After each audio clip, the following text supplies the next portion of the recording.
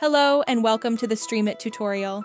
In this video, we'll guide you through the Person module, where you can manage individuals featured in your content, such as actors, directors, or any other key personalities.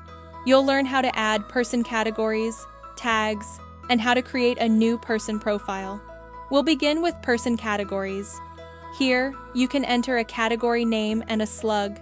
You can also select a parent category and write a brief description for the category. Once you click the Submit button, your category will appear in the list below, where you can easily edit, view, or delete it using the action buttons.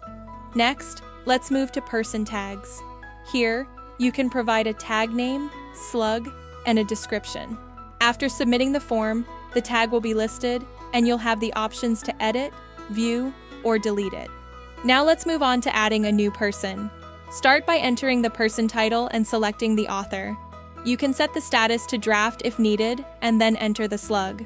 Below that, provide a short description, upload a thumbnail, and enter the long content or biography for that person.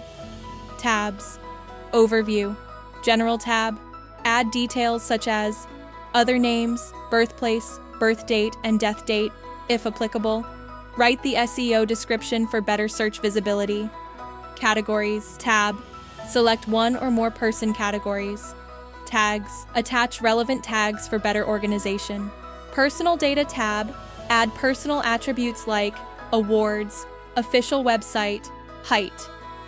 Once everything is filled out, click the Save button. Your person profile has now been successfully added and is visible in the list. That's it. You've now learned how to manage person entries in Streamit. Thank you for watching. We hope this tutorial helps you streamline your workflow. Stay tuned for more tutorials and feature updates from Streamit.